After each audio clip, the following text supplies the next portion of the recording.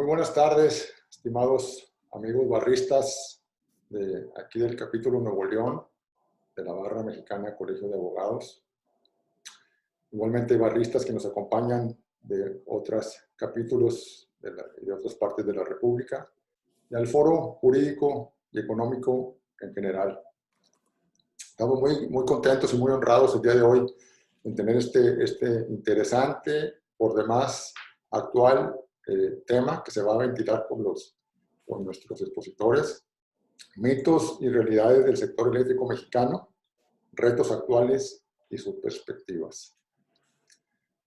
Para mayor fluidez en la presentación, les pedimos a todos mantengan sus micrófonos, a los participantes, sus micrófonos apagados y la cámara también.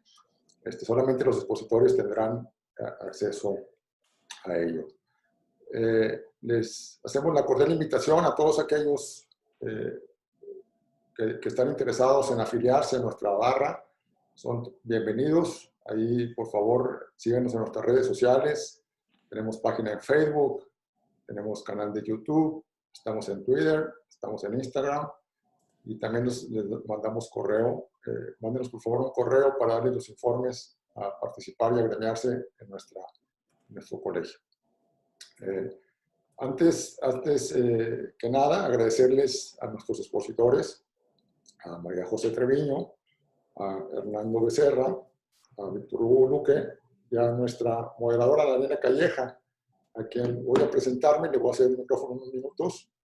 Daniela es responsable de nuevas emisoras en la Bolsa Institucional de Valores y lidera el acompañamiento de empresas que quieren financiarse a través del mercado bursátil. Es economista y tiene más de 10 años de experiencia trabajando con emprendedores financiando su crecimiento a través de fondos de capital privado en la Ciudad de México, Bogotá, Guadalajara y otras ciudades. Ha estructurado y puesto en operación 2 fondos de capital de riesgo, Venture Capital. Además es experta en procesos de levantamiento de capital, gobierno corporativo, estrategia comercial y desarrollo de negocio. Sin más, le cedo la moderación de este evento a Daniela y le agradecemos a todos su presencia. Muchísimas gracias por la presentación y agradezco muchísimo la invitación como moderadora de este panel a la Barra Mexicana de Abogados. Estoy muy contenta con esta oportunidad de moderar este panel tan interesante con estos expertos que nos van a compartir sus perspectivas sobre el sector eléctrico mexicano. Y gracias a todo nuestro público por su participación. Vamos a estar muy atentos durante todo este tiempo del panel para las preguntas que vayan teniendo y pueden hacer esas preguntas a través del chat y a través de la modalidad de preguntas y respuestas y vamos a ir dialogando. El chiste es que todos estemos realmente interesados en esta discusión que se va a generar con estos expertos. Entonces, sin más preámbulo, pues les presento a quienes tenemos aquí sobre la mesa para hablar de estas perspectivas del sector eléctrico mexicano. María José Treviño, ella es directora general en Acclaim Energy, una consultoría imparcial enfocada a diseñar, implementar y negociar estrategias óptimas de suministro de electricidad en mercados desregulados. Atienden a el consumidor de energía. Anteriormente fue socia fundadora de México Green Energy, que es una compañía enfocada en asesorar el desarrollo de proyectos de energía renovable. María José es miembro del Consejo Mexicano de Asuntos Internacionales, uno de los think tanks líderes en el país. Secretaria del Consejo Fundador de Women's Energy Network México Chapter y de Voz Experta. Durante varios años, María José fungió como vicepresidente del Consejo del Estado de Nuevo León de Nacional Financiera, una red nacional de consejos, y ha participado en el Consejo Editorial de Energía del periódico El Norte de Grupo Reforma. Además, es reconocida como una de las mujeres influyentes en energía renovable en México en Forbes, Expansión y Energía, y en otros medios de comunicación. Y como dato curioso, María José habla chino mandarín. Muchas gracias, María José, por estar aquí. Bienvenida. No, muchas gracias por la invitación y la plataforma. También nos acompaña Víctor Luque. Víctor cuenta con 22 años de experiencia en el sector financiero, enfocado en banca, seguros y energía. Él es socio de Atic Capital, una firma dedicada a asesoría financiera y banca de inversión. También fue director general de supervisión de empresas del Estado en la Secretaría de Energía, donde analizó planes de negocio y evaluó el impacto financiero para diversos proyectos de inversionistas interesados en el sector energético mexicano. En los últimos 5 años fue consejero de NAFIN, Banobras, Bancomext, la Comisión Federal de Electricidad y la Comisión Nacional de Vivienda, CONAVI. Anterior a ello, fue director de planeación financiera en Nextel, apoyando el proceso de venta de la compañía a AT&T, y fue director en Sociedad Hipotecaria Federal, donde estuvo a cargo del inicio de operaciones de Sociedad Hipotecaria Federal Seguros Hipotecarios. Actualmente, Víctor es actuario, es profesor del ITAM, cuenta con un MBA en Tulane University y es actuario egresado del ITAM. Y como dato curioso, Víctor en 2016, según Fox Sports, fue considerado como el mexicano que más sabe de fútbol. Muchas gracias, Víctor. Bienvenido. Al contrario, Daniela, muchas gracias a todos los que nos acompañan y un placer estar en este panel. Gracias. Y Hernando Becerra, él es socio de las áreas de fusiones y adquisiciones de infraestructura y financiamiento de proyectos en González Calvillo. Hernando se ha enfocado en el desarrollo de proyectos de infraestructura en México, principalmente energía renovable, así como en su posterior venta y en financiamiento de estos proyectos. Él es egresado de la Universidad Iberoamericana, Campus Ciudad de México, y cuenta con una maestría en Derecho LLM en la Universidad de Texas, Austin. Ha trabajado en Nueva York y, como dato curioso, él es de La Paz, Baja California, y tiene 2 hijos. Bienvenido, Hernando. Muchas gracias, Daniela. Gracias a todos por acompañarnos. Pues bueno, empezamos con esta discusión. Y bueno, a ver, para esto me encantaría resaltar el papel que tiene la CENER en el sector eléctrico, que sabemos que es fundamental, ya que pues tiene facultades para determinar los papeles que juegan los diferentes participantes y sobre todo para establecer esta planeación del desarrollo del sistema eléctrico nacional. En este sentido, Víctor, me encantaría que pudieras platicarnos un poco qué opinión tienes respecto a esta normativa emitida por CENER en cuanto al sector eléctrico durante estos últimos 18 meses. Bueno, primero que nada yo quisiera mencionar que hay que tener claro que lo que es la Constitución, lo que dio pie a lo que se conoció como la reforma energética en la emisión anterior, y la ley de la industria eléctrica y la ley de la Comisión Federal de Electricidad pues, permanecen en el mismo tenor, permanecen intactas, ¿no? O sea, no se han modificado. Ahora bien, a nivel de la normatividad secundaria, creo que sí hay cuatro sucesos que voy a recapitular brevemente, que modifican de alguna manera el campo de juego en el cual ahora se mueve el sector eléctrico, ¿no? El primero tiene que ver con hace poco más de un año se modificaron los términos de estricta separación legal de la Comisión Federal de Electricidad. La CENER le dio la facultad a CFE de proponer una nueva estructura de subsidiarias y filiales, a como había estado separada anteriormente. Entonces eso cambia un poquito la manera en la cual CFE puede operar. Segundo, también a finales del año pasado se da el tema de los CELS.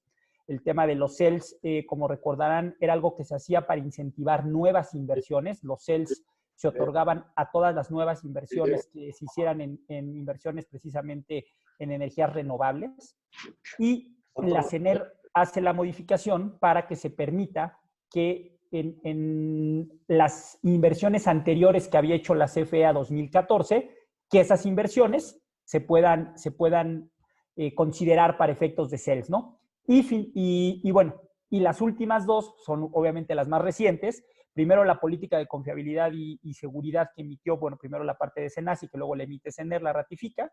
Y tercero, recientemente, pues las nuevas tarifas que salen de parte de la CRE para todo el tema del porteo, la transmisión y la distribución, ¿no? Entonces, creo que esos cuatro elementos hay que meterlos hoy en la ecuación de lo que es, yo llamaría nada más pues, el marco legal vigente. Es un marco legal que hoy está presente. Creo que más allá de las cuestiones particulares que pueda haber en cuanto a disputas legales y situaciones que seguramente se van a presentar hacia adelante, creo que lo que hoy es importante es entender dónde está parado el sector eléctrico, dónde está parado CFE y dónde están parados los inversionistas privados, porque claramente no hay forma de que lo que viene hacia adelante lo haga solamente la CFE o lo hagan solamente los privados, ¿no? Entonces creo que tiene que haber una conjunción de actores Y yo creo que estos 4 hechos que mencioné pues, se van a ir matizando, se van a ir materializando en los próximos meses. Y creo yo que a partir de ahí habrá que ver esas nuevas reglas del juego, cómo permiten a todos los participantes del mercado eléctrico poder trabajar, ¿no? Esa sería, digamos, una breve introducción de lo que yo veo hoy en esa normatividad, ¿no?, que ha emitido la CNE recientemente. Muchas gracias, Víctor. A ver, en este sentido y tomando como referencia este marco regulatorio que muy bien lo comentaste, le quiero preguntar, a María José, que, a ver, hay bastantes participantes en cuanto a este tema de generación, de comercialización de la energía eléctrica, pero con esta situación en la que nos está comentando Víctor de cambios regulatorios en el país, ¿cómo crees que se vean afectados los consumidores? Gracias, Daniela. Pues yo creo que hay que empezar que durante la pandemia, desafortunadamente, pues tuvimos movimientos de mercado muy bruscos que sacudieron la industria, ¿no? Y sus consumidores también a raíz de la incertidumbre que provocaron. El descenso en la demanda que nosotros calculamos, si tomamos mayo 2019 contra mayo 2020, hubo un descenso de alrededor del 15%, que generó la pandemia, y eso incitó resistencia de CFE y del gobierno federal por el impacto económico que esto les causó, ¿no? Entonces, como saben, se ha avanzado en la protección de las energías renovables frente a estos esfuerzos. Sin embargo, sabemos que la historia pues no ha terminado, y si llegaran a lograr en algún momento despachar la energía, por ejemplo, más ineficiente antes de las renovables, por inercia, pues alguien tiene que pagar este incremento en costo, ¿no? Y la tarifa doméstica sabemos que está subsidiada hasta un 70%, y solo quedan los consumidores industriales y comerciales, los grandes usuarios, pues que tal vez absorberían ese golpe, ¿no? Entonces, para empezar, eso es lo que vemos que pudiera llegar a pasar. Es improbable que las tarifas de suministro básico del CFE para los industriales pues disminuyan. Conocemos una razón, es la organización burocrática que conocemos de alto costo. 2, por los déficits presupuestarios, también por los subsidios residenciales que ya mencioné, y los proyectos de capital financiero, ¿no? Y en la actualidad, pues se ve más clara que nunca esta incertidumbre regulatoria. Hemos visto posibles y mencionados cambios en rumbo de inversión de manera concreta por empresas como Iberdrola, en su planta de Tuxpan, los golpes al autoabasto que afectan mucho tanto a los generadores como a los consumidores. Y para este último grupo en particular, el grupo de los consumidores, pues vemos 2 tipos de empresas. Uno, las que les causan miedo, a las que les causa miedo esta incertidumbre regulatoria y que no quieren buscar opciones hasta tener más claridad y estabilidad en el mercado. Y 2, las que han acelerado sus procesos para justo asegurar energía a precios más competitivos y bajo un contrato donde tengan más visibilidad y control de su presupuesto. Y hemos sabido de generadores y suministradores calificados justo que han tenido récord ventas, difícil de creer, pero han tenido récord ventas estos últimos meses precisamente por esto, que ven tanta incertidumbre en el panorama que pues las medidas que está tomando el gobierno quiere decir que CFE en algún momento va a incrementar sus costos y que se van a ver impactados de manera más fuerte si no lo controlan. Y por nuestro lado en Acclaim, pues hemos estado también resolviendo muchísimas dudas que esta incertidumbre ha ocasionado y reestructurado contratos para actualizar términos a reflejar condiciones actuales y futuras que vemos. Ok, luego me gustaría un poquito profundizar en este aspecto, pero creo que viéndolo ahorita de lo que hemos platicado, pues tenemos esta introducción que muy bien nos hizo Víctor del marco regulatorio. Ahorita muy bien nos compartiste, María José, todo este tema de los consumidores y cómo nos va a impactar. Me encantaría, Hernando, que desde tu perspectiva, con tu experiencia legal, con todos los proyectos que manejas, evidentemente esta situación ha causado pues algo de nerviosismo, pero desde este punto de vista legal, ¿qué impactos tú estás viendo en operaciones de financiamiento y otros tipos de operaciones que están relacionados con proyectos de energía eléctrica? Sin duda, Daniela, muchas gracias. Pues como lo decía, ¿cómo se llama? María José y Víctor, esta incertidumbre ha creado un nerviosismo importante en los diferentes actores de la industria. Empiezo con los consumidores, como para hilar el tema de, de María José. El precio y el aumento de los precios y las tarifas de CRE pues ha tenido un impacto en los proyectos legados, y la incertidumbre ha creado de alguna manera un análisis de riesgo diferente para todos estos actores. Los socios, ¿cómo se llama? Los off-takers, como se les conoce, están reevaluando, ¿cómo se llama? Sus perspectivas, ¿cómo se llama? A largo plazo. Muchos de estos contratos ¿cómo se llama? Se firman ¿cómo se llama? A largo plazo. Pero esto tiene consecuencias en toda la cadena, porque no es nada más un tema de un off-taker. Tiene consecuencias en los acreedores. Si los off-takers de alguna manera están minimizando o de alguna manera reevaluando sus contratos y sus perspectivas de compra de energía eléctrica, los acreedores bajo, ¿cómo se llama? Los contratos de financiamiento y todo, también están teniendo mucho más cuidado en, ¿cómo se llama? En los riesgos que esto pudiera representar. Están cuidando y tratando, ¿cómo se llama?, de incluir ciertas disposiciones en los, ¿cómo se llama?, en los contratos de crédito para efectos de minimizar estos riesgos. También, por ejemplo, en el desarrollo de proyectos, muchos de nuestros clientes desarrolladores han replanteado su estrategia de inversión en México derivado de esta incertidumbre, ¿cómo se llama?, regulatoria que hablaban tanto María José como Víctor. ¿Por qué? Porque no quieren ¿cómo se llama?, tener una inversión de $300 millones y tener el potencial riesgo de que ¿cómo se llama?, se nace, te limite tu interconexión prácticamente en el último momento. Esto genera que los desarrolladores vayan con mucho más cuidado, ¿cómo se llama?, en el desarrollo de estos proyectos. Además de esto, tiene efectos en toda la cadena de suministro, porque ¿qué ha pasado en muchos de los proyectos y muchos de nuestros clientes? Ya habían puesto órdenes de compra, ya habían dado lo que se conoce como limited notices to proceed o full notices to proceed. Entonces, esto implica impactos en EPCistas, que son los contratistas que se dedican ¿cómo se llama?, a construir estos proyectos, en los suministradores de paneles solares, en los suministradores de ¿cómo se llama?, de equipo para aerogeneradores, en fuerza laboral, en desarrollo e impacto económico en regiones en México. Entonces, el impacto, ¿cómo se llama?, que está teniendo esta incertidumbre regulatoria es importante. Ahora, más adelante vamos a ¿cómo se llama?, platicar un poco de algunos mecanismos de defensa. ¿Para efectos de qué? De disminuir este potencial incertidumbre, o por lo menos mitigarlo, y saber, ¿cómo se llama?, que existen instituciones, ¿cómo se llama?, en nuestro país que han, ¿cómo se llama?, de alguna manera, que están protegiendo el marco de regulatorio que, ¿cómo se llama?, que teníamos hasta la fecha. Eso te diría que es los impactos principales que vemos en este momento. Sí, o sea, claramente, y a ver, desde la perspectiva del mercado bursátil, les puedo decir que sí ha habido, o sea, cierta nerviosismo, los inversionistas están guardando liquidez.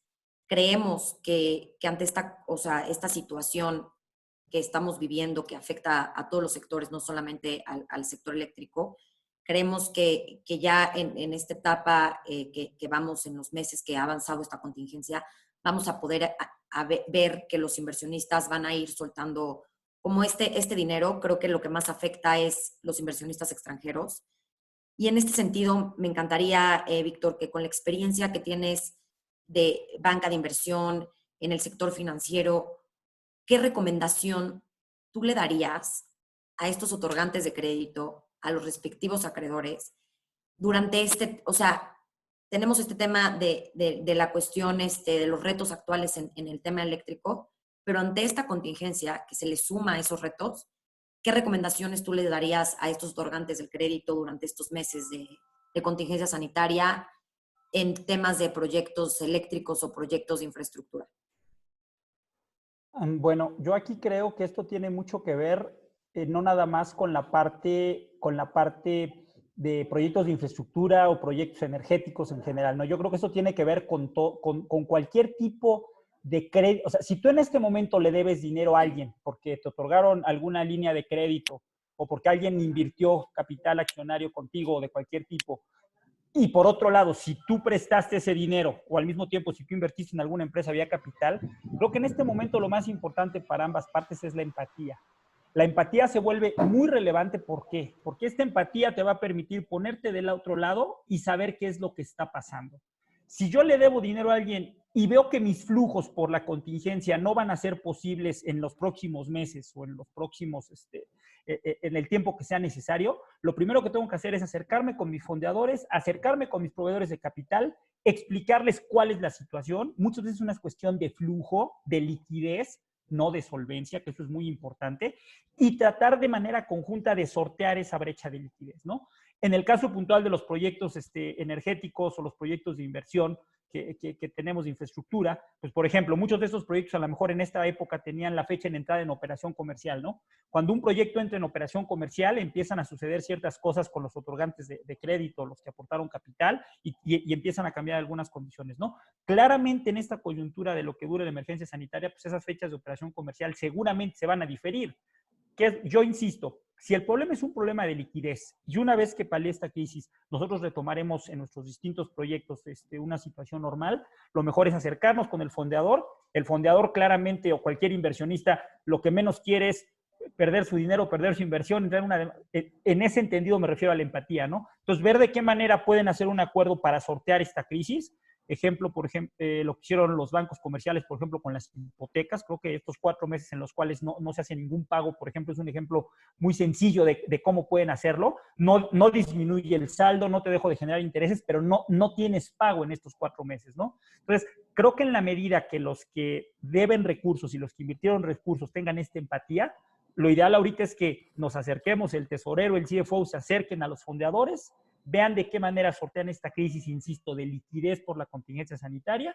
Si los proyectos son solventes y rentables en el largo plazo, una vez que pase esta contingencia, seguramente retomarán la actividad normal. Y esa es la sugerencia, ¿no? Y no solo para proyectos energéticos, para proyectos de infraestructura en general, ¿no? Acercarte con quien te prestó el dinero y ver de qué manera puedes sortear esta crisis de liquidez, ¿no?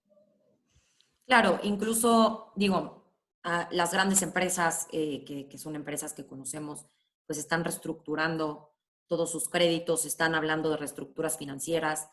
Hubo ya varias en México que entraron a un tema de Chapter 11 en Estados Unidos. Entonces, sí, claramente, Víctor, pues es un tema de renegociar, es un tema de reestructura, ¿no?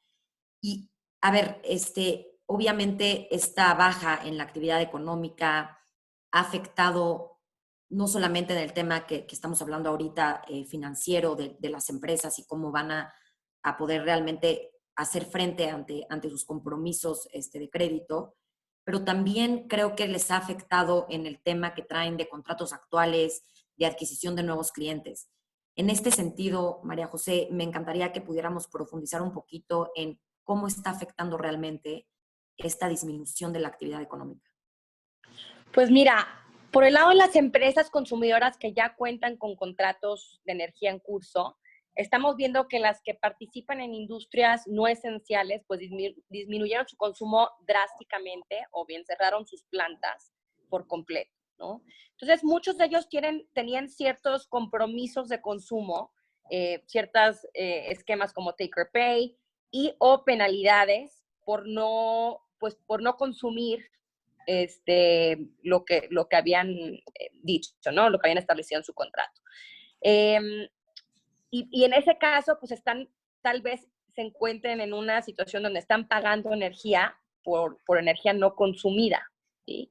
Entonces, hemos tenido que hacer negociaciones entre los consumidores y los generadores para crear esa sensibilidad que comentaba un poco Víctor, entre las partes y que se ajusten los volúmenes hacia adelante, ¿sí? Va a haber una especie de ramp up, un ascenso de actividades en la mayoría de los casos, para llegar a volúmenes normales otra vez. Y tenemos también, por lo contrario, empresas que al llegar el COVID se les incrementó la actividad porque fabrican artículos de limpieza, desinfectantes, equipo médico, etcétera, ¿no? Entonces, ya tienen contratos y tenemos que en esa situación, pues, ver la manera de acomodar esos volúmenes bajo los mismos compromisos de contrato o bien llegar a un acuerdo, una negociación con el generador o suministrador de incrementar los niveles de consumo establecidos si es que los tienen disponibles y de alguna manera mitigar esa exposición al mercado spot o al precio pues mucho más alto de CFE, ¿no?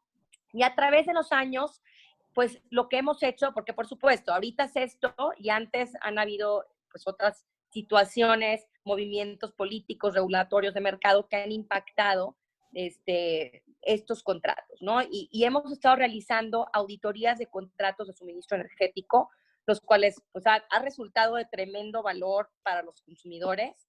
Y primero, pues va la auditoría de la parte comercial. Y el tema principal es evaluar la congruencia del tipo de producto contratado, el perfil de riesgo del consumidor, los riesgos asumidos en las cláusulas comerciales de los contratos, cuantificar esos riesgos según el perfil de consumo que tengan en las diversas plantas por cada centro de carga, donde se encuentran geográficamente, lo que han venido consumiendo históricamente, los precios nodales, los requisitos corporativos, los mecanismos del producto ofrecido, las fórmulas, las variables, los volúmenes proyectados, los términos y condiciones dentro del contrato, ¿no? Hay muchísimos elementos como los que acabo de mencionar y todos estos elementos pues deben de tener una cierta congruencia, sobre todo con los datos 5-minutales y la facturación. Y en la mayoría de los casos vemos que los cargos son muy por encima de lo establecido por el contrato. Hay muchos errores en fórmulas, en la aplicación de los cargos, relacionado puede ser a un error de dedo, porque es muy manual el proceso, o también a niveles horarios y a reembolsos a ser pagados al consumidor, ¿no? Y hemos visto de todo, desde 4,000 pesos de discrepancia, donde el generador nos ha dicho que no tienen manera de verificar de manera tan precisa al consumidor, lo cual se me hace muy interesante por usar o escoger una palabra agradable, porque así se les cobra, ¿no? Hasta $3 millones debidamente a ser reembolsados durante un periodo de 5 días y donde se tardan más de 3-4 meses.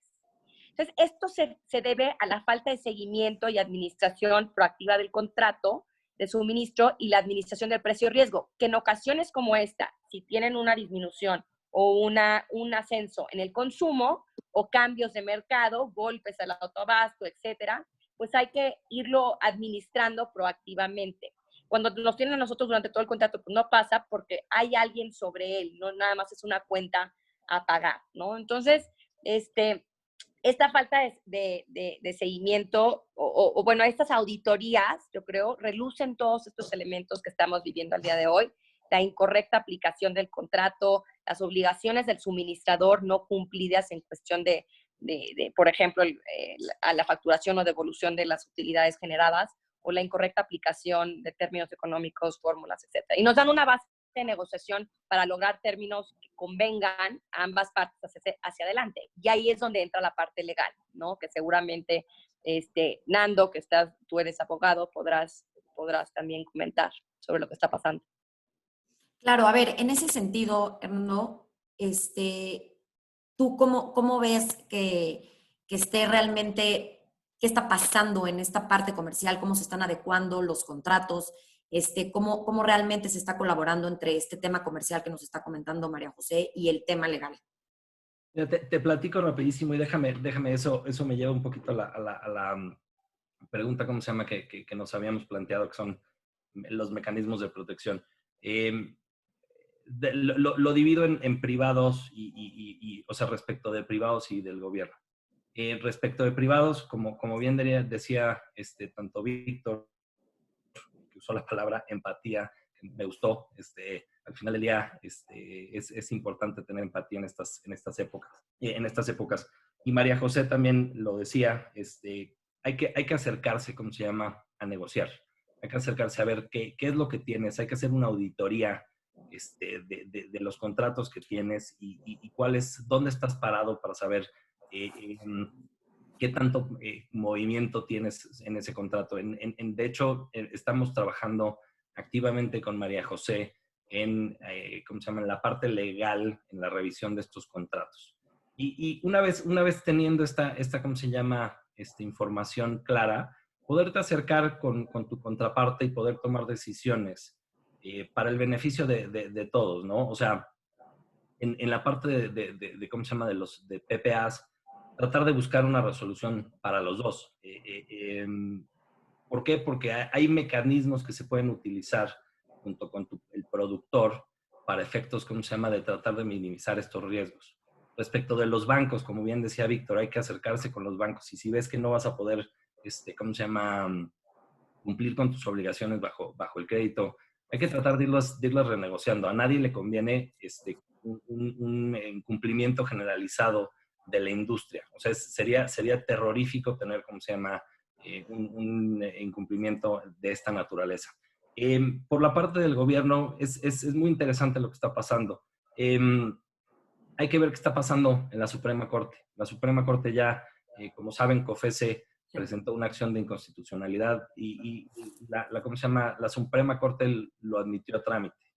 Le dio 30 días, ¿cómo se llama?, a las autoridades competentes para contestar. Y ojalá que la presión política, ¿cómo se llama?, no, de alguna manera no supere ¿cómo se llama?, a esta Suprema Corte de Justicia de la Nación. ¿Por qué? Porque es el más grande bastión que tienen las partes, ¿cómo se llama?, involucradas en esta industria como mecanismo de defensa. ¿Por qué? Porque uno de los mecanismos, ¿cómo se llama?, además que se están planteando de defensa son amparos. O sea, hay amparos en contra de, ¿cómo se llama?, de los actos de autoridad. ¿Cómo se llama?, hubo amparos en contra del acuerdo de los CELS, como lo mencionaba Víctor. Muchas empresas se han amparado en contra del acuerdo SENACE, muchas más se han amparado en contra de las políticas ¿cómo se llama?, de CENER. Inclusive Greenpeace ya obtuvo una suspensión definitiva de ese acuerdo y han seguido ocurriendo este tipo ¿cómo se llama?, de defensas, ¿no?, de alguna manera, o de amparos. Pero hay también diferentes mecanismos también de protección para los inversionistas y para todas las partes, como lo son, ¿cómo se llama?, las investigaciones de COFECE. COFECE ha estado muy activa, afortunadamente, muy respetable la labor que ha hecho COFECE en estos momentos. ¿Por qué? Porque le está dando cierta tranquilidad o está mitigando esa incertidumbre que ha generado, ¿cómo se llama?, las demás autoridades. Pero también existen tratados para proteger la inversión en caso de ¿cómo se llama?, de inversionistas extranjeros. Obviamente los tratados para proteger, ¿cómo se llama?, la inversión son como el último recurso que los inversionistas quieren utilizar, porque obviamente en principio no quieren, ¿cómo se llama?, detonar estos recursos, pero en algún momento, si de alguna manera no mejora la situación de incertidumbre, pues tienen que proteger sus derechos. Me regreso al punto de los amparos. Los amparos no nada más, o sea, no se están analizando solo de la vía del generador, sino también ayer platicábamos con un off-taker para ver qué posibilidades tienen, ¿cómo se llama?, de hacerlo. Aprovecho el anuncio, tenemos un equipo de litigio administrativo fenomenal. Y ayer platicábamos justo con un cliente muy grande que nos decía, oigan, señores, ¿qué podemos hacer al respecto? Porque el principal afectado en principio sería el generador. ¿Por qué? Porque para ellos van ¿cómo se llama?, estas disposiciones, en específico los acuerdos de tarifas que emitió la CRE. Ahora, por vía contractual, no por efectos de la regulación específica, por vía contractual, los más afectados son los off-takers. Entonces, regreso al punto de la negociación. Hay que estar muy en contacto con tu generador, hay que estar muy en contacto con tu consumidor para presentar un frente común ante estos actos, ¿cómo se llama?, de autoridad. ¿Por qué? porque entre más, ¿cómo se llama? Challenges o más, de alguna manera, más se combatan estos ¿cómo se llama? Irregularidades, no irregularidades, estos actos de autoridad como industria, como participantes del mercado, considero que va a tener un mucho mejor efecto en el resultado que se pueda ir obteniendo y podamos de alguna manera retomar la actividad de energías renovables, que es tan importante, ¿no? Teníamos una meta para 2030 que al día de hoy no se ve cómo vamos a llegar. Entonces, sería importante que como industria tratemos de revisar en dónde estamos parados y qué se puede hacer, ¿no? Sí, a ver, creo que, Nando, esto que comentas que ya lo aceptó la Suprema Corte, creo que eso puede darnos un poquito de luz en este camino que estamos enfrentando. Si bien obviamente ha habido todo este tema de arbitrajes internacionales, los amparos que comentas, creo que hay una luz. No sé cómo lo veas tú, Víctor, desde la perspectiva de los inversionistas. ¿Crees que ellos realmente vean esta luz? ¿Cómo se sienten?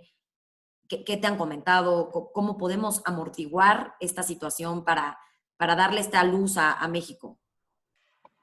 Bueno, yo aquí empezaría comentar, de lo que comenta Nando, creo que hay que rescatar algo bien importante, ¿no? Y poner las cosas sobre la mesa, ¿no? Y decirlas como son y una balanza importante, ¿no? A ver, primero, recordemos, o sea, CFE como empresa paraestatal, después empresa productiva del Estado, es una empresa que llevó la luz, o que ha llevado la luz al 99% de la población. Eso es un porcentaje altísimo. Y recordemos que la transmisión y la distribución son bienes, digamos, de la nación y son servicios que solamente los puede dar el Estado, en este caso CFE, ¿no? Por otro lado, hablando de inversión, no nada más por la parte de CFE, que tiene una restricción presupuestal pues importante, tampoco olvidemos que hasta mediados del año pasado, la planta solar fotovoltaica más grande de Latinoamérica estaba en Coahuila, ¿sale? La más grande. Han pasado algunas cosas en los últimos meses, se han dejado de hacer cosas en el país y bueno, Argentina nos acaba de superar en ese tema. La planta eólica más grande de Latinoamérica hasta mediados del año pasado también estaba en México, estaba en Tamaulipas. Se han dejado de hacer algunas cosas, bueno, y esto ha hecho que ahora Brasil vaya a construir una planta más grande que nosotros, ¿no? Entonces, creo que este es un momento de reflexión hacia adentro de todos, no nada más del gobierno, del sector privado y de los inversionistas. Y yo creo que no dejemos pasar que el mercado mexicano era un lugar top 10 en el mundo para invertir en renovables, ¿no?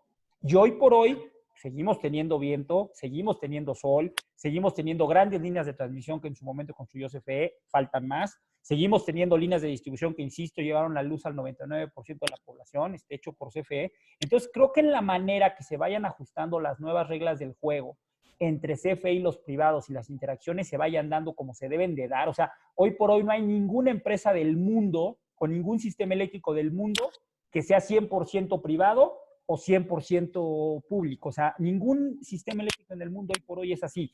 Tienes un porcentaje privado y un porcentaje del Estado. Y creo que en la manera que se dé esta interacción, esto va a permitir que los inversionistas sigan volteando a ver a México, porque hoy yo creo que sigue habiendo un apetito por México, pero obviamente hoy los inversionistas se van a volver más selectivos de en qué proyectos van a invertir. Entonces, creo yo que, insisto, no aquí como que es una llamada de, como bien comenta Nando, no hay muchas acciones legales que se van a hacer y que se van a tomar, seguramente el Estado también lo hará.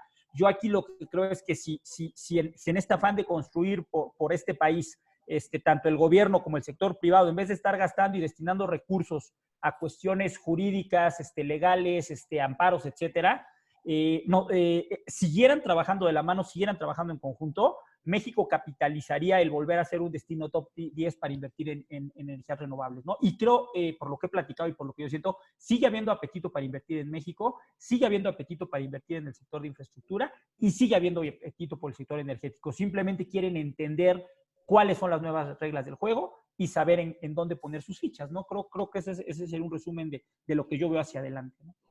Creo que tocaste un tema importantísimo, esta parte de tener claras las reglas del juego. Creo que es algo que todos estamos esperando y creo que es algo que va a dar muchísima certidumbre a todos los inversionistas nacionales, extranjeros. les quiero comentar, o sea, en Viva se hizo público el anuncio de un IPO, justamente, o sea, una oferta pública de acciones, oferta pública inicial de una empresa que viene de una matriz española, que la empresa viene a hacer proyectos de energía fotovoltaica aquí en México, y ven no solamente a México, pero a toda Latinoamérica como un mercado potencial impresionante. O sea, y ellos han hecho proyectos en Europa, pero están aquí porque saben el potencial que tiene Latinoamérica y sobre todo México. O sea, yo creo que el 50% de la energía que se genere es aquí en México. Entonces, creo que esto también como noticia pública va a dar cierta certidumbre a los mercados de que se pueden seguir haciendo proyectos aquí en México y que se va a seguir, como tú decías, ¿no, Víctor? O sea, pues el sol sigue, el viento sigue y pues México es un país con muchísimo potencial. Entonces creo que eso es un mensaje bueno para todos los que están haciendo estos proyectos, para los inversionistas. Me encantaría, María José, que tú pudieras ahorita un poquito platicarnos todas estas políticas que están pasando, todo esto que hemos estado comentando en el panel.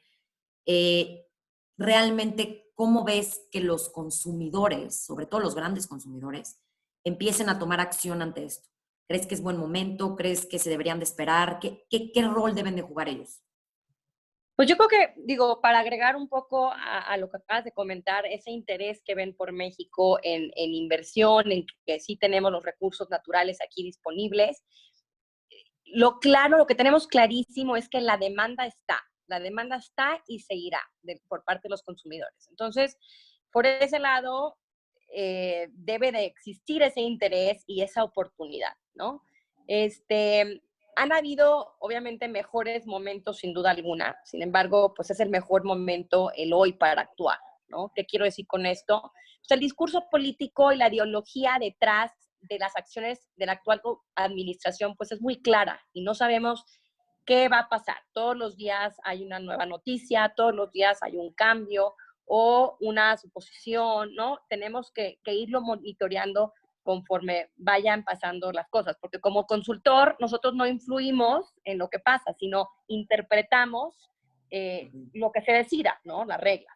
Lo que sí sabemos que puede pasar con todos estos cambios es que la preferencia, por ejemplo, de despachar plantas más ineficientes, más costosas, más contaminantes, y además la inversión clarísima que se requiere para toda la infraestructura en el país, que sin duda la transmisión, la distribución, se ha reducido esa necesidad, aún más con la contingencia, pues los costos van a subir porque no hay dinero para maniobrar y cubrir lo necesario, ¿no? Ahora, para protegerse de estas alzas, los consumidores pues deben de aprovechar las oportunidades que hay el día de hoy. Estamos viendo ahorita entre un 8, un 25, hasta un 25% en los casos más altos en ciertas zonas específicas del país, de ahorros contra la tarifa de CFE suministro básico. Antes los veíamos en los 40%, porque la demanda, la oferta ha ido jugando un rol en todo esto. Ya no vemos esas ofertas definitivamente. Rondan de manera más realista en un 15%, ¿no? Dependiendo del perfil de consumo y la zona geográfica en donde se encuentran. Y por supuesto el tipo de producto que seleccionen y pues las protecciones solicitadas, ¿no? Qué tipo de mitigación de riesgo, de acciones de mitigación de riesgo quieren tener. Ahora, para terminar, el riesgo político siempre ha existido y siempre existirá, ¿no? Aquí y en China, en todos los países. Entonces, a distintos grados, obviamente. Entonces, mi sugerencia a los consumidores es controlemos lo que podemos controlar. Esta pandemia ha situado a los negocios en posiciones muy difíciles y más sin el apoyo del gobierno, ¿no? Entonces, todos deben de buscar posibles soluciones para reducir su gasto y controlar, en este caso, su presupuesto energético, que viene siendo uno de los 5 principales costos. Oye, María José, y si pudieras tú un poquito nivelar desde la perspectiva de los consumidores y lo que está pasando con ellos, quienes han consumido más energía y quienes han bajado el consumo, o sea, del consumo eléctrico, ¿cómo sería esa cuenta? O sea, ¿cómo quedamos balanceados? ¿Crees que hay más consumo o realmente la suma es menos consumo? No, definitivamente ha sido menos. O sea, todo, Ok. por supuesto que los corporativos se han ido a home office, todos estamos en home office. Nivel industrial, la industria esencial ha disminuido su consumo drásticamente, muchas plantas han cerrado. Entonces, claro, el consumo residencial se ha ido en pico y el industrial y comercial viene en descenso. Se ha balanceado un poco, pero sigue habiendo un 15% de menor demanda si comparamos mayo del año pasado con mayo de este año, ¿no? Entonces sí es significativo. Ok. No, interesante conocer ese dato. Quiero invitar a todo nuestro público, a todos los participantes, a que puedan hacer sus preguntas. Hemos estado discutiendo las diferentes perspectivas, desde la perspectiva legal, la perspectiva de los consumidores, la perspectiva de los inversionistas, platicando un poco también del marco regulatorio, cómo lo vemos hoy en día, cuáles son estos retos. Así que, por favor, hagan sus preguntas. Cualquier pregunta que tengan, aprovechemos que estemos estos expertos en el tema, María José, Víctor y Nando, para que podamos interactuar con ustedes, para que podamos enriquecer mucho más esta discusión. Entonces, vamos a estar esperando sus preguntas, pero quisiera también entrar un poquito a cómo vemos a México, qué es lo que se espera, ¿no? O sea, ya hablamos de esta situación actual, pero realmente, ¿qué va a pasar, no? O sea, ya estamos semisaliendo de la contingencia, están regresando las personas a las oficinas, se está dando mayor movimiento a lo que estábamos viviendo los últimos 3 meses. ¿Qué es lo que va a pasar, no? Y aquí creo que el tema quiero retomar lo que platicábamos, Víctor, en cuanto al, pues va a haber estos proyectos, va a haber temas que se van a tener que financiar, va a haber proyectos que se van a reactivar. ¿Cómo vemos esto con la nueva normalidad? ¿Cómo se ve que los bancos van a financiar este sector? ¿Los ves que van a tomar riesgo? ¿Ves que no? ¿Cómo está la situación ahí? A ver, aquí yo creo que los bancos, como siempre, pues bueno, los bancos son selectivos, ¿no? Y son tomadores de riesgo netos en el sentido de que pues, el crédito es un negocio así, ¿no? Yo, como lo veo hacia adelante, creo que sí va a seguir habiendo mucha oportunidad para proyectos energéticos, pero también creo que los bancos van a ser mucho más selectivos y van a poner mucho más covenants, ¿no? O sea, me imagino a los bancos pidiendo mayores porcentajes de capital. O sea, por ejemplo, si el proyecto estaba apalancado en un 80-20, a lo mejor pedir un 30-70, un 60-40, no lo sé. Covenants en cuanto a cuestiones de qué hacer y qué no hacer respecto a la prelación de algunos flujos. Adicionalmente, pues aquí la clave siempre va a ser el contrato que tienes con tu off-taker, que es la fuente de pago, ¿no? Ver de qué manera esos flujos van a generar el repago de la deuda. A lo mejor los bancos se vuelven más estrictos también. Ellos tienen una razón que utilizan para cubrir el servicio de la deuda, el RCSD, para los que están familiarizados con el sistema bancario. Y creo que ese requerimiento o esa razón para lo que es cubrir el servicio de la deuda, a lo mejor se hace más exigente, ¿no? A lo mejor antes te pedían 1.15 o 1.20, a lo mejor te piden 1.30, 1.40, 1.50, o sea, van a ir siendo yo creo que más exigentes en sus propios análisis.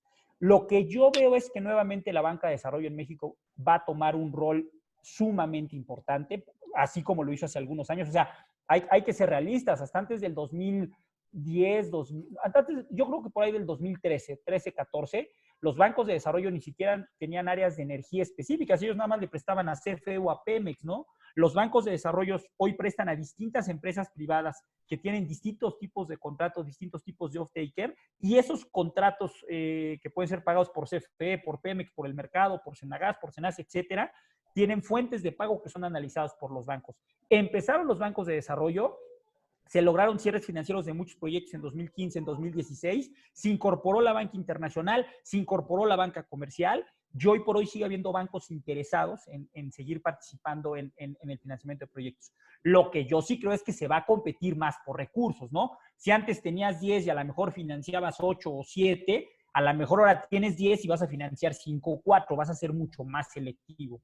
Pero creo que es bien importante, y tanto NAFIN como Bancomex como Banobras, que pueden fondear proyectos de energía, van a jugar un punto muy importante, van a ser jugadores sumamente importantes, una vez que pase esta pandemia, una vez que se dé el cierre de este año, que va a ser un cierre seguramente complicado y seguramente los bancos de desarrollo también están preocupados por cómo sortear esta crisis con sus proyectos actuales, pero yo creo que a finales de este año, principios del próximo año, vamos a ver nuevamente a la banca de desarrollo interesada en fondear proyectos energéticos, y si se sube la banca de desarrollo más algunas agencias multilaterales que siguen actuando en México, como la Agencia Francesa de Desarrollo, como KfW, etcétera, va a haber otra vez ese apetito para que entre la banca de desarrollo, entren los multilaterales, se incorporen los bancos comerciales nacionales e internacionales, y esa parte de deuda automáticamente después puede detonar en también requerimiento de capital accionario. Entonces, creo que eso es lo que yo veo hacia adelante una vez que pasemos, te digo, esta crisis, sobre todo hacia finales de este año, principios del 2021. No, creo que es muy atinado lo que comentas, Víctor, y creo que es gran parte de lo que va a empezar otra vez a echar a andar esta rueda para que el sector también pueda reactivarse, para que vuelva a haber inversión, para que haya gente interesada en invertir en este sector, que claramente es sector clave para nuestra economía y pues para toda la generación de lo que hacemos todos los días, ¿no? Para esta actividad económica.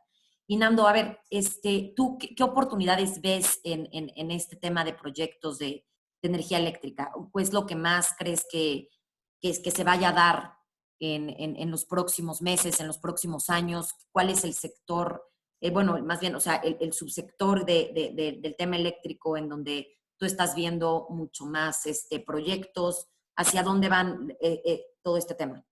Mira, déjame retomar un tema que al inicio comentó Víctor. Víctor decía, tiene que haber una conjunción de actores, tanto de CFE como de privados. ¿Por qué? Porque la demanda es mayor a lo que CFE puede suministrar de alguna manera sola. Además, para efectos de generar capacidad, o sea, generar electricidad o capacidad de generación más bien, toma tiempo y es costoso. Entonces, sin duda debe de continuar ¿cómo se llama? La participación de privados en el sector. Yo veo también muy importante que el ruido que está ocurriendo ¿cómo se llama?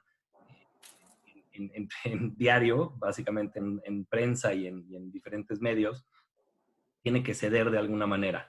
¿Para qué? Para que, ¿cómo se llama?, continúen los proyectos. Como decía tanto Víctor como María José,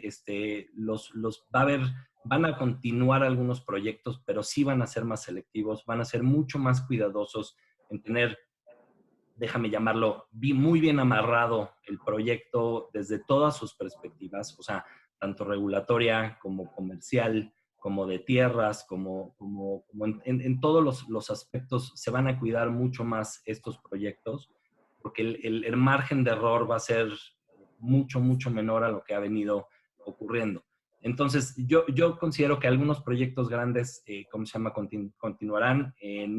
En proyectos de generación renovable pueden que disminuyan, por lo menos en el corto plazo, pero ya que el ruido pase, posiblemente veamos otra vez. Ahora, también existen otros mecanismos, ¿cómo se llama?, que se pueden explorar y que de hecho nosotros ya hemos en el despacho recibido consultas como el abasto aislado. O sea, tenemos clientes que están pensando en hacer proyectos de abasto aislado en donde tienes a lo mejor un parque industrial y le pones tu planta para generar electricidad a ¿cómo se llama?, parque industrial. Entonces, al final del día es cuestión de buscar oportunidades, de tratar de minimizar el riesgo, de eliminar la incertidumbre lo más que se pueda y buscar estas opciones como se buscaron en el pasado. Si recuerdan, antes de la reforma energética como tal, podías, ¿cómo se llama?, venderle en electricidad a socios autoconsumidores. Básicamente era una excepción a la regla. O sea, no había un mercado como tal, como lo existe hoy, un mercado eléctrico como lo existe hoy.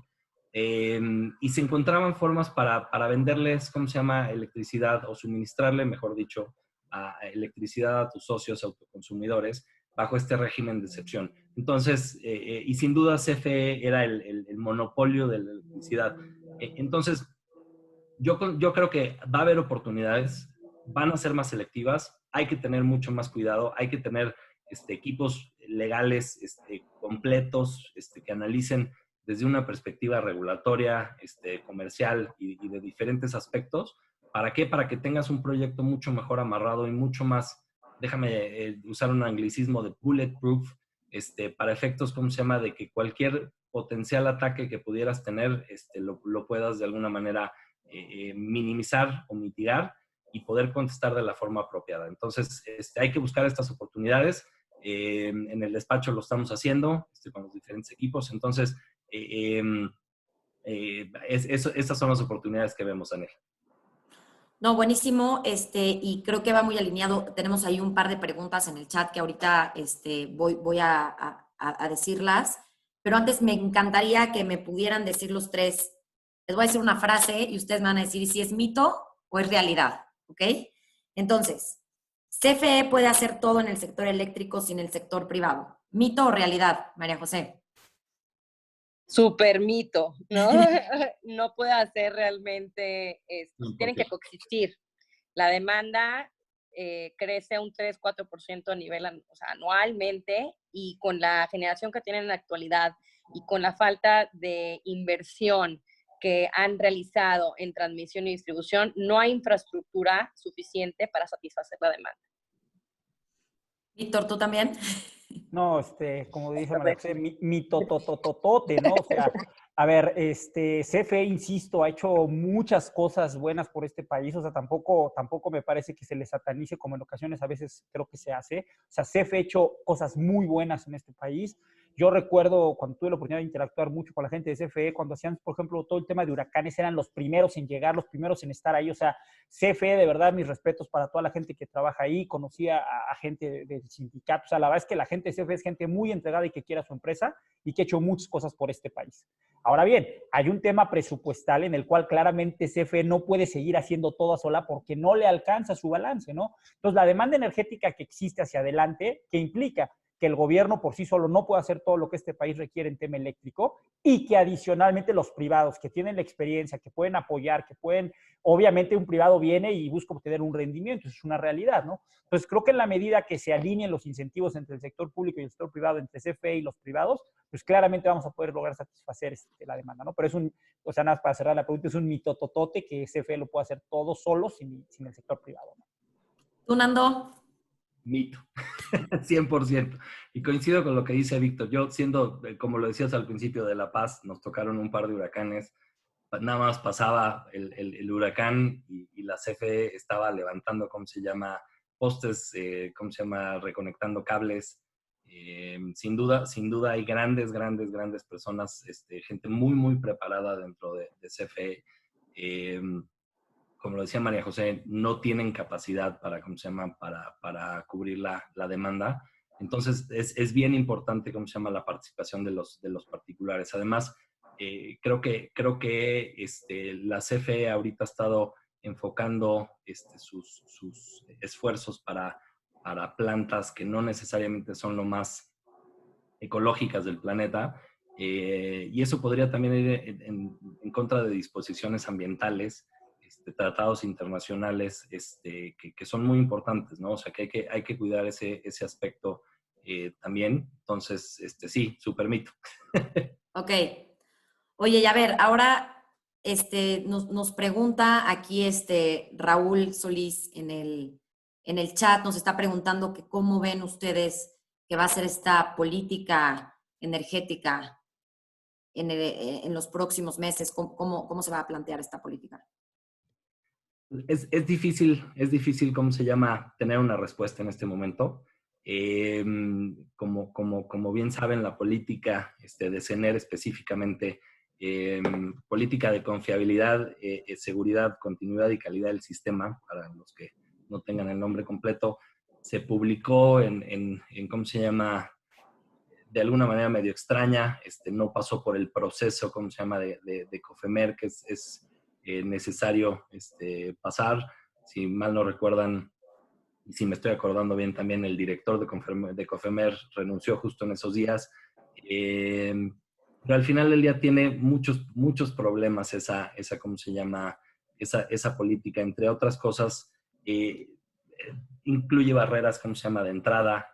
No es, déjame hacerlo en positivo porque siempre lo dicen en negativo, es discriminatoria, ¿cómo se llama?, de algunos de estos generadores. Entonces, o sea, es importante hacer cambios. ¿Para qué? Para que los diferentes participantes puedan participar en el mercado de manera no indiscriminada, que no existan estas barreras, ¿cómo se llama?, de competencia, que se puedan eficientar, ¿cómo se llama?, los recursos, porque eso, el eficientar los recursos es lo mejor y lo más positivo para todos nosotros, inclusive para todos los que estamos en esta presentación. ¿Por qué? Porque al final del día reduce costos para los consumidores. Entonces, ¿cómo se llama? Es importante retomar la política, pero en este momento o sea, no hay una línea clara de para dónde vamos a ir. El gobierno ya presentó su posición y los privados ya han presentado también sus posiciones. Entonces, habrá que tratar de llegar ahí a algún punto medio que funcione a todas las partes. No sé, Víctor, María José, si quieren añadir algo de la parte más comercial. Pues yo estoy de acuerdo contigo, Nando, y yo creo que estas confrontaciones entre las partes no le hacen bien a nadie, no le hacen bien a México. ¿Por qué? Porque sí tienen que buscar una manera de coexistir. Como dijimos, ese mito, no pueden hacerlo todo, vamos, una sola entidad no puede hacerlo todo. Y creo que tendrían que reducir y ya determinar una manera de trabajar en conjunto. Ahora, puede ser que con este golpe del incremento en tarifas de autoabasto, de transmisión y distribución, pues puede ser que traten de llegar a una negociación, algún acuerdo. Sé que la figura del autoabasto no ha sido lo más atractiva en cuanto a competencia con CFE. Entonces, es posible que a lo mejor forcen a migrar, o es lo que busquen, que migren al mercado eléctrico mayorista esos permisos. Se van a ir dando las cosas. Yo sí creo que la realidad va a pegar y sin duda se van a dar cuenta que esa relación entre las partes, esa coexistencia necesita estar muy sana y llevarla de manera proactiva la relación, ¿no? Ok. Y a ver, también nos están preguntando acá, ¿cómo ven ustedes esta relación con el gobierno en cuanto a las energías limpias? Hemos tocado un poco este tema de energías limpias, de energías renovables. ¿Creen que, y tú, Nando, lo comentaste un poquito, que quizás iban a cesar estos proyectos en los próximos meses, pero que después iba a reactivar? ¿Sí todos realmente creen que así va a ser el comportamiento de todas estas energías limpias, o qué perspectiva le ven a esta materia?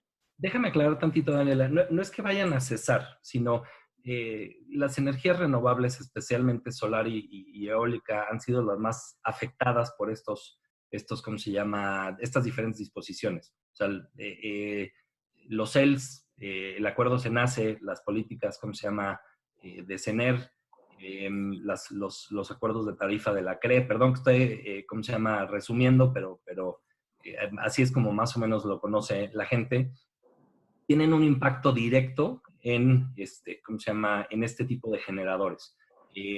¿Por qué? Porque, ¿cómo se llama?, son a los que más se afecta por la intermitencia o por las cualidades que pudieran tener estos ¿cómo se llama?, generadores. Si recuerdan cómo funciona el mercado eléctrico mexicano ahorita, los generadores, diferentes generadores, no nada más renovables, presentan sus posturas de venta de electricidad al SENACE un día antes ¿cómo se llama?, de la venta. Y el sistema o sea, SENACE tiene un sistema electrónico que determina por diferentes factores, incluyendo precio, clima y algunos otros factores, las condiciones de despacho de la energía eléctrica.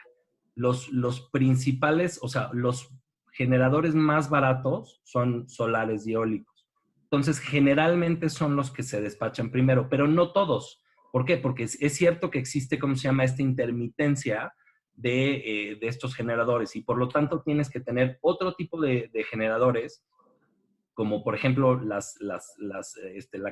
generación que es a base de turbinas de gas, que presentan, ¿cómo se llama? No tienen esta intermitencia y tienen esta generación constante. Además, existen otras plantas ¿cómo se llama? Que también despachan por mantener esa continuidad de electricidad. Entonces, regresando al punto de las eólicas y solares o renovables en general, no quiero decir que van a cesar, sino que van a ser mucho más detallados, mucho más cuidadosos en sus inversiones. Si no mal recuerdo, el numeral 10 de la política de CENER te dice que a lo mejor puedes haber construido tu planta y si CENER se considera, ¿cómo se llama?, que por diferentes estudios no es viable que te conectes, no te va a conectar. Entonces tienes 300 millones de dólares, por decir un ejemplo, invertidos en una planta que no sirve de nada, porque si no puedes generar, no sirve de nada. Entonces, yo creo que va a haber mucho más, ¿cómo se llama?, cuidado y mucho más análisis, estudios previos para efectos de este tipo de generadores. Perdón, no sé, José. Yo ahí tengo también, yo creo que el mundo va hacia las energías renovables, es la tendencia mundial, ¿no? Hacia la huella de reducción de carbono. Lo que nosotros vemos en cuestionar los consumidores es, uno, podrán tener sus metas institucionalizadas, regidas desde el corporativo, tal vez en el extranjero, donde cada país donde tienen operaciones tienen que cumplir con esas metas. Y también nos hemos topado aquí en México con empresas enormes en distintos sectores industriales, donde sus clientes principales les requieren y los auditan todos los años sobre el consumo de energías limpias. Entonces, eso es súper importante porque es una cadenita, ¿no? Nosotros dependemos como país México en que los distintos sectores productivos pues sean competitivos frente al mundo. Entonces, el no contar en ciertas circunstancias, el no contar con energías renovables disponibles, pues ya les está poniendo un riesgo en el negocio, ¿sí? Y en que no puedan cumplir en México con lo que solicitan a nivel mundial. Ahora, la CFE ha mencionado mucho el tema de congestión. Eso es real. El sistema sí está congestionado en distintas zonas del país, donde hay mucha demanda o donde hay mucha generación, ¿no? Y ese riesgo típicamente es traspasado al consumidor final. Y la congestión de manera muy, muy cotidiana se pudiera entender un poco como la tarifa dinámica del Uber, ¿no? Donde hay más personas, está lloviendo en Polanco un día, ¿no? Y se quieren mover de un punto A a punto B, es mucho más cara, ¿no? Que un día típico, ¿no? Entonces, así es como funciona, y por esta congestión y a raíz de también la falta de inversión que ha tenido en transmisión y distribución, no solamente con esta administración, con las pasadas también, obviamente estos proyectos no son inmediatos, se debieron de haber empezado hace tiempo, pues hay apagones en ciertas zonas, hay parpadeos que impactan la operación de los consumidores. Entonces, lo que hemos estado viendo también últimamente es que donde la calidad de la energía no es tan buena, están viendo muchos esquemas de abasto aislado y de generación distribuida desde generación solar, también para cumplimiento de sus metas. Yo ahí, Okay. perdón, Dani, Sí, nada más Víctor. agregaría respecto a las últimas dos preguntas que creo que van un poquito de la mano, tres cosas que se mencionaron muy rápido, ¿no? O sea, la coexistencia es básica, o sea, CFE y la coexistencia con los privados va a permitir que el sistema eléctrico que tengamos siga siendo un sistema eléctrico. Ustedes recuerdan, cuando éramos niños había apagones a cada rato. Hoy, entre CFE y los privados, se ha logrado que este país difícilmente tenga apagones. Ha habido en algunos lugares y puede haber, ahorita no fue el verano típico, pero bueno, si recuerdan, a lo largo de la historia, ese tema de los apagones se ha venido reduciendo de manera muy importante.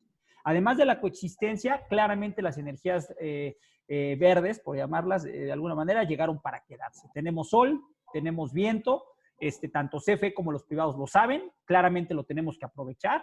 Y tercero, hay un acuerdo internacional que tenemos que cumplir y alcanzar esas metas para el 2024, 2035 y 2050, que además son todavía mucho más ambiciosas, pues claramente no hay manera de que lo hagamos sin renovables. e insisto, coexistiendo CFE y el sector privado.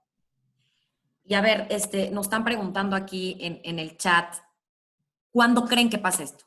O sea, ¿cuándo creen que realmente, o sea, en su mente, en qué momento vamos a empezar a hacer esta alianza entre ambas partes y se van a juntar el sector privado y el sector público con CFE?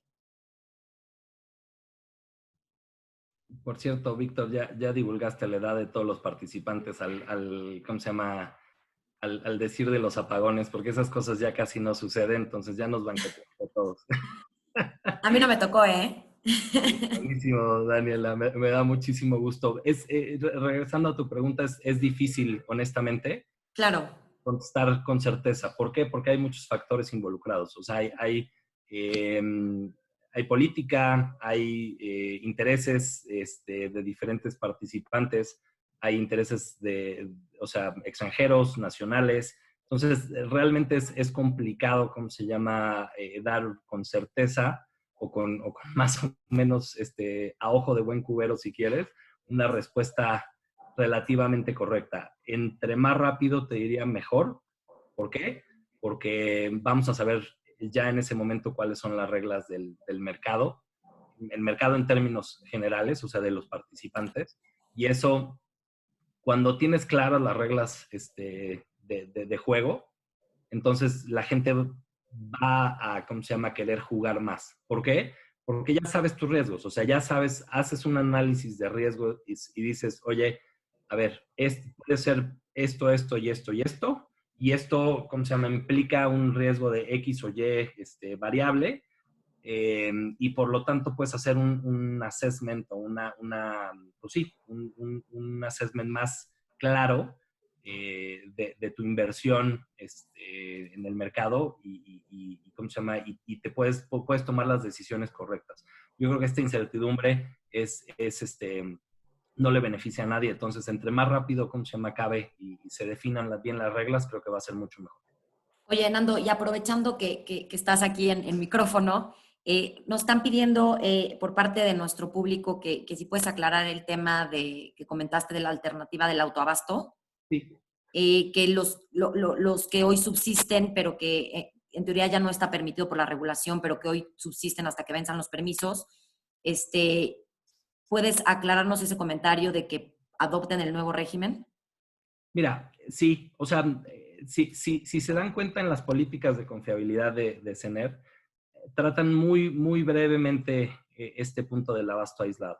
El autoabasto no existe porque es bajo las reglas anteriores. El abasto aislado sí existe.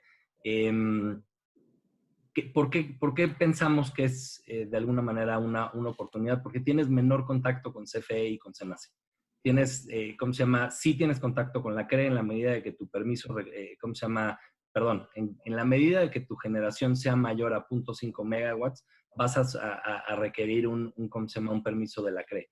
Pero tienes menor participación con los diferentes con participantes del gobierno, y por lo tanto tienes de alguna manera, ¿cómo decirte?, un poco mayor certidumbre de lo que estás haciendo. Entonces, por eso se está analizando como una potencial avenida para algunos participantes. Sin duda, ¿cómo se llama?, es preferible otras avenidas, o así lo han preferido los inversionistas. Como decía María José, somos asesores, no somos quien para hacer las determinaciones, pero puede ser un mecanismo que se utilice en el futuro, ¿no? Ok, gracias. Bueno, creo que ya estamos llegando al final de este panel, que ha estado muy interesante. A mí me gustaría que cada uno de ustedes nos diera un mensaje corto de realidad, no de mito, que sabemos que hay muchos mitos atrás de todo este sector eléctrico en México, pero que nos digan una realidad que ven para los próximos meses en cuanto a todo este tema que hemos estado comentando. María José, si quieres. Pues mira, yo creo que por parte de los consumidores la realidad es que la demanda existe, la demanda es creciente, existe la oportunidad para esos inversionistas que están desarrollando proyectos o pensando en desarrollar proyectos, sí existe ese interés. Y por parte del consumidor aún existe la oportunidad de firmar contratos con privados donde les dé más certeza, más visibilidad en su presupuesto, ahorros entre el 10-25% y que tengan, pues ahorita más que nunca, definitivamente están pasando las empresas por un golpe, ¿no? Económico, financiero, por toda la pandemia, y que necesitarán empezar a evaluar esos costos que pueden controlar. Y típicamente no voltean a ver su presupuesto energético, lo cual sí es controlable. Entonces yo los invitaría a así considerar el que existe oportunidad aún entre tanto retos. Gracias, María José. Víctor, Gracias. ¿tú qué opinas de la realidad? A ver, yo la realidad que veo es claramente, y vi un par de preguntas en el chat que a lo mejor las abordo con este cierre. A ver, lo que el gobierno claramente tiene intención de hacer, a su visión, es volver a CFE mucho más competitiva. Más allá de si se puede pensar o no que antaño perdió competitividad por distintas cuestiones, hoy la realidad es que CFE quiere hacer, que el gobierno quiere hacer a CFE más competitiva y creo que es algo válido. Ahora bien, y lo voy a llevar esto, digo, como lo comentabas en la discusión, Daniel, a términos futboleros. ¿Cómo vuelves más competitivo a un equipo de fútbol? ¿Llevándolo a una Copa del Mundo, en el caso de México, o compitiendo exclusivamente en la CONCACAF? Y creo que hoy CFE está jugando Copas del Mundo, ¿sí? Hoy CFE tiene la oportunidad de participar y de interactuar diariamente con grandes empresas a nivel mundial, por mencionar algunas, Enel, Iberdrola, Acciona, o sea, hay muchas empresas, Kepco, hay muchas empresas internacionales que hoy actúan en México y que CFE tiene la oportunidad de rozarse y de estar en contacto con ellos a lo largo de los últimos años. Si nosotros queremos ser más competitivos y CFE quiere ser más competitiva, creo yo que lo que tiene que hacer es seguir compitiendo con los mejores y no quitarle competencia. Entonces, yo lo que sugeriría es que el gobierno deje que CFE siga jugando una Copa del Mundo y que no la lleve a jugar nada más unas eliminatorias a CONCACAF, ¿no? Gracias, Víctor. Nando, ¿tú qué opinas? Bueno, realidad. La realidad es que estamos migrando, o sea, están cambiando las cosas de una u otra manera y nos tenemos que adaptar. Nos tenemos que adaptar, como muchos de nosotros lo hemos adaptado en cosas tan del día a día como no ir a trabajar a casa y estar en casa. En la industria se tienen que adaptar a la nueva realidad y a tratar de jugar con las nuevas reglas que acaben siendo. O sea, al día de hoy no sabemos en dónde vamos a ¿cómo se llama?, acabar, pero nos tenemos que adaptar a esa realidad y siempre lo hemos hecho y siempre, ¿cómo se llama?, hemos buscado de alguna manera oportunidades de negocio. Entonces, habrá que buscar esas oportunidades de negocio en su momento, como bien decía María José, ahorita son momentos difíciles en donde ahorita acaba de llegar el trancazo, pero sin duda, ¿cómo se llama?, creo que hay oportunidades en todas las crisis y en todos momentos, ¿cómo se llama?, se pueden lograr beneficios siempre y cuando sepamos adaptarnos. Buenísimo. Oigan, pues muchísimas gracias. Le quiero dar la palabra a Juan Isidoro para que nos dé un mensaje de agradecimiento. Pues oye, muchísimas gracias a Víctor, Daniela, Hernando, a María José. La verdad, espectacular.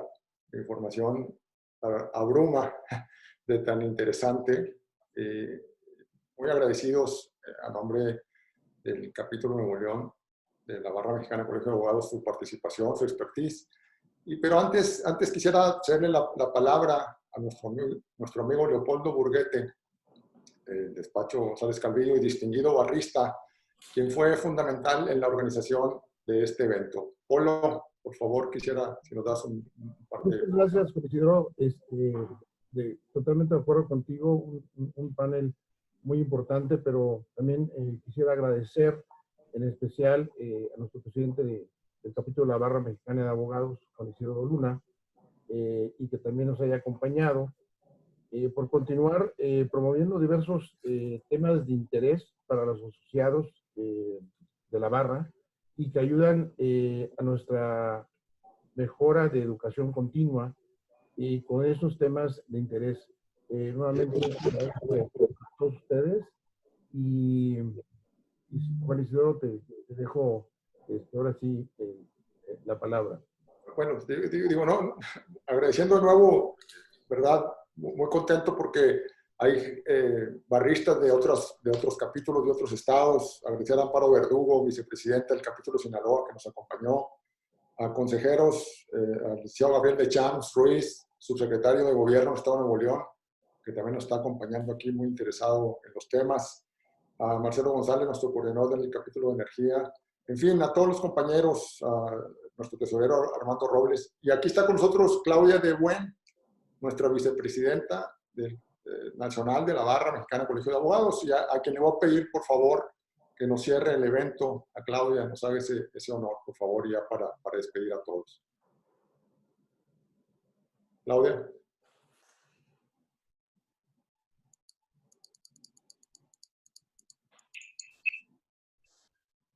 Ay, se nos perdió. Me tienen que abrir el micrófono para iniciar mi video. Ya, ahora sí. Hola, ¿qué tal? Es que no podía hablar porque tenía el micrófono deshabilitado. Muchas felicidades, Juan Isidoro, por esta organización, un gran evento, y también saludo a mi querido amigo Polo Burguete, y saludo a todos los amigos de Nuevo León y también quienes están escuchando este gran foro. De verdad, ha sido muy importante. Y bueno, la pandemia, como todos sabemos, ha generado una terrible realidad en este país y en el mundo en general. Pero como todo, tenemos que sacar lo bueno, y lo bueno es que nuestras fronteras y nuestros kilómetros se han reducido a un Zoom, ¿no? O a un sistema de esta naturaleza para poder comunicarnos diario y poder estar ahorita en Nuevo León, pero mañana, digo, en la tarde voy a estar en la Ciudad de México en otro Zoom, y pasado mañana probablemente en Sinaloa. Y esto nos permite a todos a poder entrar, ingresar, y además de manera gratuita, a todos los grandes foros que se están armando y conferencias. Me gustó muchísimo entrar a la sesión, conocer un poco de la gran problemática que ha causado el cambio de políticas en materia de energía, así como la incertidumbre jurídica que hoy se encuentra en manos de la Suprema Corte, está sub judice, y veamos cómo va a resolver. También me queda muy claro haber escuchado a los panelistas. La coexistencia es fundamental, y las energías renovables, como dijo Víctor, llegaron para quedarse, y lo celebro. Daniela, felicidades por tu conducción, fue muy brillante, te felicito, y felicito también a Víctor, a María José y a Hernando por tan brillantes exposiciones y por haber complementado entre todos la materia de la exposición. Y bueno, pues muchas gracias a todos, los saludo desde esta un poco fría, porque está lluviosa la ciudad, y les mando un abrazo con mucho cariño, y a ver si algún día estoy físicamente por allá otra vez. No, vas a ser bienvenida aquí en Monterrey, te esperamos con mucha ansia, al igual que los amigos, a Daniela, Víctor, María, Hernando, siempre bienvenidos aquí en Monterrey. Muchísimas gracias a todos de nuevo. Muchas gracias a todos. Gracias, Claudia. Muy honrado. La Barra Mexicana, el capítulo Nuevo León está abierto para todos ustedes. Muchísimas gracias. Gracias, Juan Isidoro. Gracias a todos. Bien, gracias. Bye. Bye. Luego, gracias. Gracias, Polo. Muchas gracias.